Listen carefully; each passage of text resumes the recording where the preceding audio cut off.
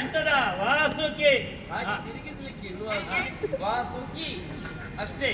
ಈಗ ಅದನ್ನ ಎಲ್ಲಿಡಬೇಕು ನಾವು? ಸಮುದ್ರದ ಮಧ್ಯದಲ್ಲಿ ಎತ್ತಿಡಿ.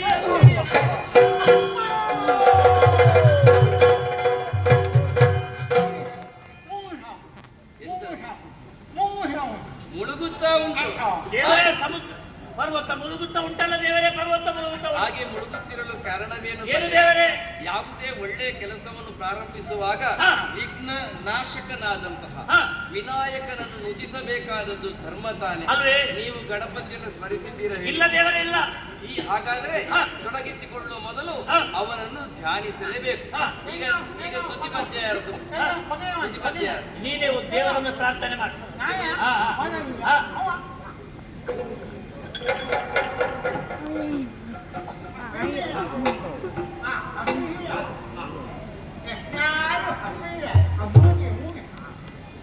ಹೇಗೆ ಹೇಗೆ ಯಾವುದು ಬಿಡಿ? ನಾಲ್ಕೇ ಬಿಡಿ ಆಯ್ತಾ? ಕೇಳಿತಲ್ಲ ಕಪ್ಪಾರು. ಎಡ ಬೇಕಾ ಬಲ ಬೇಕಾ? ಎರಡು ಬೇಕು. ಹೇಗೆ?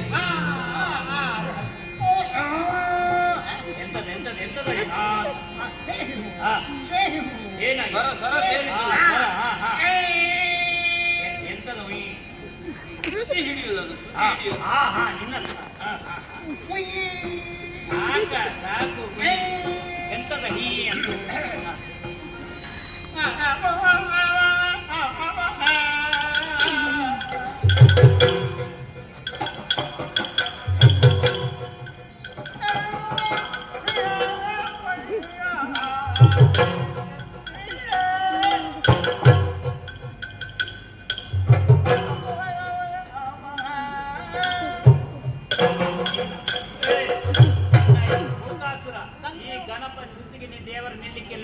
ಓಡಿ ಹೋದ.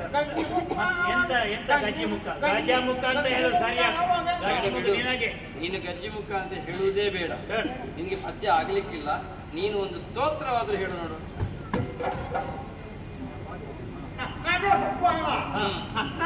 ನಿನ್ನ ತಪ್ಪಲ್ಲ. ನಿನ್ನದೇನು ತಪ್ಪಿಲ್ಲ, ಅವರದೇ ತಪ್ಪು. ಅಡಿಗೆ ಬಿದ್ದರೆ ಬಾಳ ಮೇಲೆ. ಸರಿ, ಒಂದು ಸ್ತೋತ್ರ ಹೇಳು.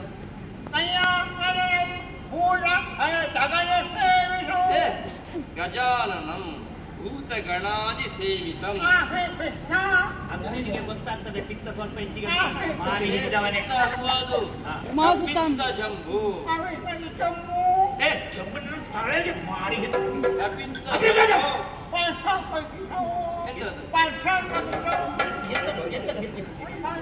ಹಾಗಲ್ಲದು ಫಲಸಾರ ಭಕ್ಷಿ. ಯಾರು ನಿನ್ನ ತಾಯಿಯ?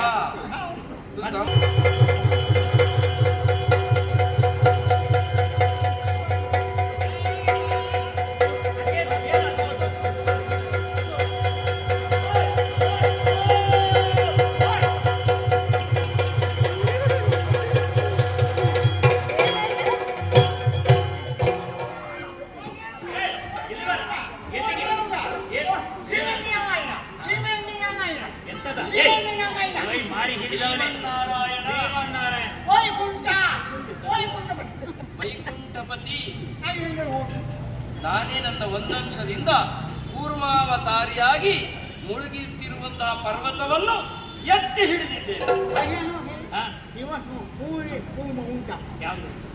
ಅದೇ ತಿನ್ನುದು ಬಿಟ್ಟರೆ ಮತ್ತೆ ಯಾವುದೆಲ್ಲ ಮಾಡಿ ಹೇಳಿದ್ದಾರೆ.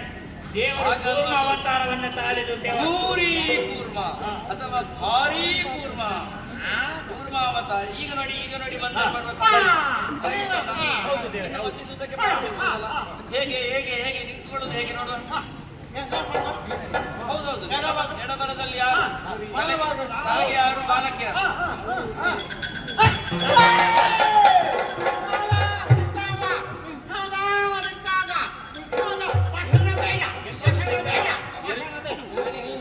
ಏನಾದ್ರೂ ಮದ್ದು ಕೊಡುವ ಸಮಸ್ಯೆ. ಎಷ್ಟು ಮದ್ದು ಕೊಟ್ಟು ಸರಿಯಾಗಲಿಕ್ಕೆ ಒಮ್ಮಿಂದೊಮ್ಮೆಲೆ ಧಿಕ್ಕಾರ ಯಾರಿಗೆ? ಯಾಕೆ ಅವರು ತಲೆಯ ಭಾಗವನ್ನು